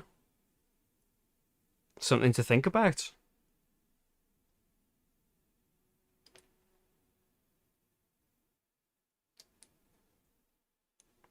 I don't think there's a way of getting any more stone. The only thing to think about is maybe getting the power grid and filling up the progress board if it's still here when it's a bit more empty. For now, I'm just going to take 1 of the available architects then. Oh, that's a shame. 1 more ore and that could have really been good. Oh well, what can you do? So, dummy player time, rolls a 1. So there's the power grid strategy. Put to bed. He can't start a war, which makes my Edo period a bit of a waste. Oh well. He's played very well.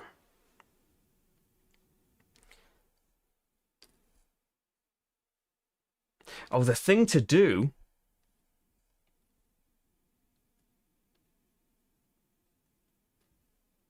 MIT, buy a new building and deploy something on it for free.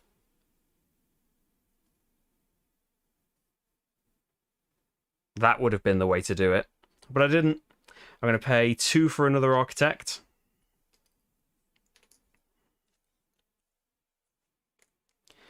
So now, at least I'm getting 3 points there. Shadow player. 6, which gets him 2 books. So...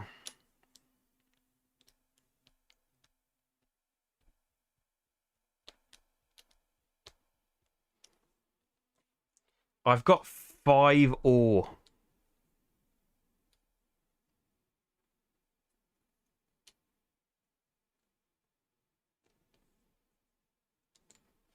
And I've got a person waiting to go onto a building.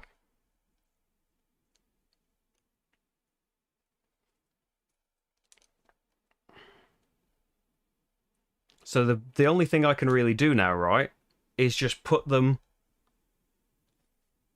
So that only scores the first 3 people on it. I can get a point for going on there. And would get 2 more stability and 2 coins, but more likely to be a point is getting 6 resources from here, right? And spending 4 to do it. I think it's a bit of a disappointing era 4, I think. I've got all this money spare, but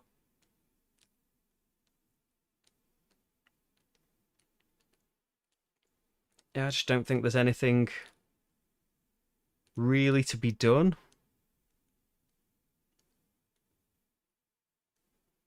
Unless I just bought the penal colony. But I wouldn't be able to put both workers on it. The other worker would have to go on the rice field and be worth no points. So there's, yeah. It just comes back to if I had 1 more ore, I could do it. So I think that's it. Already. So, resolution phase. Production. Money is... Do I produce enough food?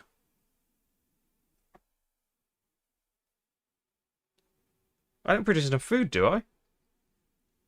So I don't think I can put them on there. Reversal.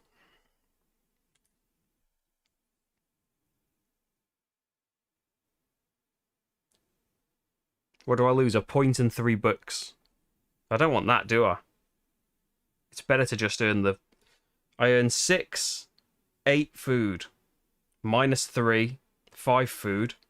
The famine is 8. Rice fields and garden. Yeah, I produce 8, but then I've got 3 from my person here. So I'm going to have to...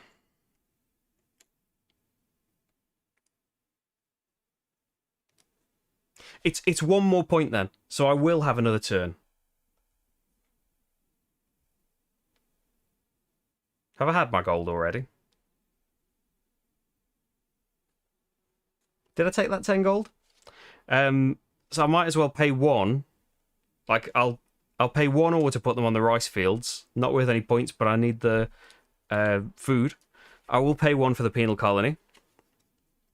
Just because it will earn me 2 more resources and 1 more point for them being on there. I don't know if that balances out, the 5 resources I just spent to put them on there. But yeah, gaining a point. 5 resources is half a point, so... So stability should stay where it is. I did take a 10 coin, right? Or is that just waiting from last time? Because I didn't really spend any money, did I, this time? I think I haven't given myself 10. Let me know. So production, yes. Food, 9. 13. I had to put them on there, though, because I only had 1 ore. So if they were going to go somewhere, it had to be there. 13, 15, 12 is the food I produce.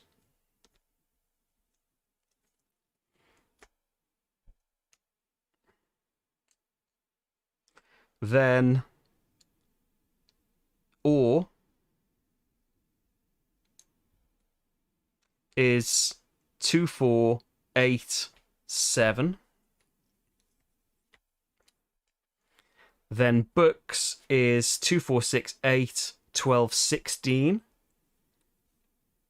So 16. And I need a great big 50. Then player order. Still got no military. War. There wasn't one this time, for a nice change. Stability. I win. So I get a point there. Famine is going to be 8 food. And then end of age scoring. I do have more books. Who'd have thought I would end with more books? 3 points. So, that's that. Final scoring is going to be point chips gained during the game. So, I gained 15 during the game. Doesn't seem like a lot. Points for colonies. So let's take... I can get my little points tracker out now, can't I? Let's reset that down. So I've got, what, 15? Then points for colonies, nothing, 1. Okay. Points for wonders, including points bonuses, none, 1, none, 1, 2, 3. So I'm on 20. Then points for workers on your buildings go left to right. So the first worker on the penal colony is worth 2 points, and then first is worth 2, second is worth 1, third is worth 1, fourth is worth nothing. First is worth 1, the other 2 are worth nothing. First 2 are worth 2 each. Then resources. So I have 10, 23, 26, 27, 34, 84, 97. So that is 9 points, isn't it? No rounding up. So I don't think that is particularly high in the rankings. I believe if you go back and watch my original playthrough, I bet I did better. I think I kept rolling numbers where he didn't get to take cards all the time, and probably wasn't as warmongering. I am Charles V. So kind of in mid-league there. I'm not quite Trajan or Victoria, but I'm not Dan Quayle, which is something that we can all be proud of, isn't it? So is Dan Quayle. So that is a kind of an anticlimactic final industrial era, I think, but I love a good game of nations. I think I got a little bit stuck, kind of food production wise. Maybe shouldn't have taken that person. Should have waited a little bit. But I did end up taking them all from stability. That's pretty much what I generated towards the end there. But you never know how, as I said towards the beginning, these are the Era 4 cards that didn't come out. And you nearly see like a full complement of them every time. There's only going to be a couple of cards probably carrying over from round to round. So you're going to see like 10 to 12 around. But see, even if you're playing a 5-player game, which I think we've played a 4-player game once. But yeah, even if you've got a 5-player game, there are so many cards in this game that's, yeah, especially solo and 2-player, you're going to have a wildly different time based on what is coming out here. You know, you can really... That's why getting rid of your military can be really risky, because what if an opportunity to get military back never comes out again, and that's it, and all that keeps coming out is colonies and battles, and you have just kind of ruined your game doing that. But sometimes take the risk and go for stability and stuff. I love the dynasties and everything. I don't know if I did first impressions kind of things back when I did the Nations playthrough. I probably didn't. I don't think I was doing it that early on. I was never going to do that. But hey, things change. MacLeod got 39. Okay. Well, we've got a little league table going now. If you've got nations, then have a go at Japan solo. I suppose, yeah. It depends how your cards come out and stuff, but yeah, give it a go and see if you can beat. 39 to 40 is our gold standard, really. I think, yeah, the Emperor, it's nice to have that stability, isn't it, from the beginning? And that military power was quite nice, especially when advisors just cost 1. But I don't really...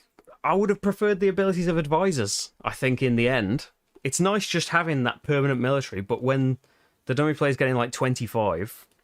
It would really help if you went for it, but like Boudica only stays if you have no military people, but you get a stability and a production of each thing right from the beginning, which can be a nice little boost. In production, if you bought a colony, get 3 extra money. They're all it's nice, but it's nice that you can change your advisor to suit your thing. That is your downside, of course, though. I like that. There are people that boost the golden ages and so like get an extra resource whenever they buy a golden age, or like I could have done that. I could have gone into my high-end period when you buy a golden age and gain books, get 4 extra books. I could have gone into that and really gone hunting for those. But again, what if they don't come out? You're kind of really banking on that all happening. Hi, Anne. You joined us just after the epic growth of nations with Japan. It went quite well, I think. It went all right. It didn't set the league tables on fire, but it was a fun game of nations. It's fun trying to dodge this the shadow opponent, even though all the shadow opponent is doing is removing columns of cards and starting wars to mess you up. It's it's really good, considering it's not like, it doesn't always need to be like an Automa and like you're playing against someone. You know, all of the thought is still in what you're going to do, especially as in the multiplayer game, a similar thing happens. All of this is disappearing in front of you as everybody else takes their turns, and you've got to really prioritize, well, this whole column of cards could be gone next turn, so what do I want the most? And will this plan just fall apart? If this gets taken, is it even worth starting this plan if it hinges on all of these extra things? But yeah, you only use a tiny number of the cards in the game. Like, that's... I've got a few era ones tucked under my player board still, I think, from what I'd bought. But that's pretty much what I used to what's in the game. Just so much stuff. Especially if you're playing at 1 or 2 players, when you only use the first 4 columns of cards. Tons and tons and tons and tons of variety. And yeah, that can sometimes lead, as I mentioned, like, it could just be so military heavy that you have to go into the military because otherwise you're never going to get anything bought, and maybe none of it was coming out early and you saw an opportunity and got rid of all your military, and then a red card just doesn't come out, but tons and tons of battles and stuff. It's a risk, isn't it, with these massive decks of cards? But generally, in most games that we've played, in almost all games that we've played, it ends up being just a load of variety, which is really nice. And much like it takes its inspiration in a lot of ways from Through the Ages, in having these different buildings and placing your workers on them to build them up and build up your production and all that kind of thing. But I much prefer how Nations handles things like war, and that even if somebody is throwing their military weight around, generally getting colonies and battles and stuff doesn't affect anyone else anyway. It benefits them, but isn't bad for everyone else, apart from maybe they're missing out on them. But even if they have an unreachable military strength and start a war, at worst, you're going to lose 1 point and some resources. And if you are a really stable civilization, you're just going to lose that point. Which, yeah, you're still losing a point. But, yeah. It's lighter in the interaction departments. In the negative interaction department, than say, like, I don't mind doing it in the app and stuff, but the Through the Ages event cards where you shuffle them in there and you don't quite know what's coming out, and it can be really bad things that affect everyone, that would absolutely never work for Rach and I. You had a 3-player game on MaviWeb earlier this year, and no military cards showed up until late age 2, and 2 had no... Oh yes, some nations don't even start with military. I haven't, the boxes on the top of some shelves at the moment, but yeah, some nations don't even have that starting one and have to pick them up. So yeah, it's sometimes a big thing that you have to work around. But it's just the story of your nation, isn't it? But anyway, maybe we'll come back at some point, hopefully sooner than another 5 years, but we'll come back to nations at some point soon and see if we can get higher up in that league table with another brand new nation. You can see that throwback 5-year-old playthrough on the channel for when this was a brand new expansion, I think, where I played as Korea, I think. I can't remember how well I did. I didn't watch it that far back. But yeah, maybe I did better. Maybe I did different things. We'll see. I think I got a lot luckier with the Shadow player. But I think that is it for Nations. Thank you very much for tuning in and joining in with me and keeping me correct and helping me out. It's always lovely playing Nations. It's always lovely having a bit of a chat as well, isn't it? I will be back tomorrow at 4 p.m? What time am I back tomorrow? Tell me, computer. It's usually 4, right? On a Friday? Yes, I'll be back at 4 p.m. BST tomorrow to play David Tortzi's Tawentinsuyu, his big board and dice worker placement from late last year. It's just gotten updated rules. It always does quite well in the requests. It's getting solo played tomorrow. If you are on Patreon, and I should always play this. Does my my little robot isn't working tonight. Patreon.com/slickerdrips. If you'd like to help me keep making all of these videos and do more of them and stuff, and vote on them. There's a vote that's just started on what you'd like me to cover this month. But yeah, there will be a stream. I hope tomorrow on Patreon, where I am going through the updated rules and learning the solo mode, because I've only played it multiplayer so far. But hopefully we're going to have not get humiliated too much in Tawantinsuyu. And this arrived a bit too late for the votes, but a teaser for possibly next week. Grand Austria Hotel. Again, another game that was like one of the first ones that I covered on the channel. Grand Austria Hotel will be making its grand return with its Let's Waltz expansion. Maybe we'll be doing that live next week. We'll see. I'm hopefully gonna play it this weekend, because it's one of the expansions where you've got loads of different modules you can include. One of the modules is get rid of the, what's it like? You know, in the round ordering where it goes in player order, and then the last player goes twice, and it goes in reverse, like reverse snake draft or something like that. I don't know. But that makes it, you know, if you play at a higher player counts, it can really take a while. Whereas 2 players, not bothered about that at all. But there's a module that gets rid of that. So I'm looking forward to giving it a go at 4 players for the first time, probably since it came out. But anyway, I'm rambling on.